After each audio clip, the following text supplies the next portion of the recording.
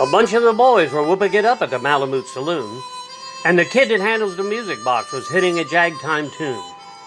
Back of the bar in a solo game sat Dangerous Dan McGrew, and watching his luck was his light of love, the lady that's known as Lou. When out of the night it was 50 below and into the din and the glare, there stumbled a miner fresh from the creek's dog dirty and loaded for bear. He looked like a man with a foot in the grave and scarcely the strength of a louse. Yet he tilted a poke of dust on the bar and he called for drinks for the house. 'Twas none could place the stranger's face, though we searched ourselves for a clue. But we drank his health, and the last to drink was Dangerous Dan McGrew. There's men that somehow just grip your eyes and hold them hard like a spell. And such was he, for he looked to me like a man who had lived in hell. With a face most hair and a dreary stare of a dog whose day is done, as he watered the green stuff in his glass and the drops fell one by one. Then I got to wondering who it was and figuring what he'd do. And I turned my head, and there watching him was the lady that's known as Lou. His eyes went rubbering round the room and he seemed in a sort of daze, till at last that old piano fell in the way of his wondering gaze. Now the ragtime kid was having a drink and there was no one else on the stool. So the stranger stumbles across the room and he flops down there like a fool. In a buckskin shirt that was glazed with dirt, he sat and I saw him sway. Then he clutched the keys with his talon hands. My God, but that man could play. Were you ever out in the great alone when the moon was awful clear, and the icy mountains seemed to hem you in with a silence you most could hear, with nothing but the cry of a timber wolf as you camped there in the cold, a half-dead thing in a stark dead world, clean mad for the muck called gold?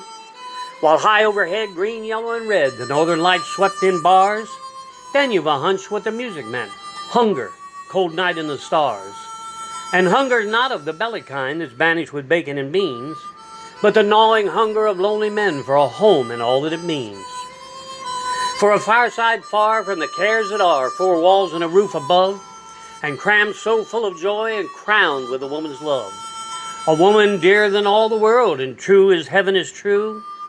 God, how ghastly she looks through her rouge, the lady that's known as Lou.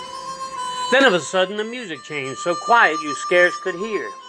But you felt that your life had been looted clean of all that it once held dear.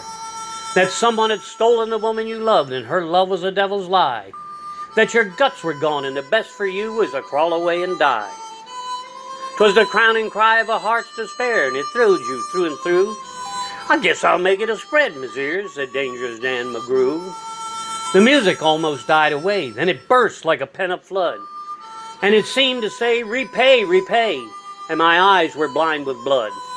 The thought came back of an ancient wrong, and it stung like a frozen lash. Then the lust awoke, to kill, to kill. Then the music stopped with a crash. The stranger turned, and his eyes they burned in a most peculiar way. In a buckskin shirt that was glazed with dirt, he sat and I saw him sway. Then his lips went in a kind of grin, and he spoke, and his voice was calm. Now, boys, says he, none of you know me, and none of you care a damn. But I want to state my words are straight, and I'll bet my poke they're true, that one of you is a hound of hell, and that one is Dan McGrew. Then the lights went out, and I ducked my head, and two guns blazed in the dark. And a woman screamed, and the lights went up, and two men lay stiff and stark.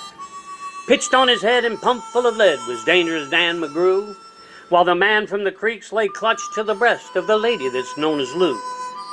Now these are the simple facts of the case, and I guess I ought to know. There's some say the stranger was crazed with hooch. I'm not denying it's so. I'm not as wise as these lawyer guys, but strictly between us two, the woman that kissed him and took his gold was the lady that's known as Lou.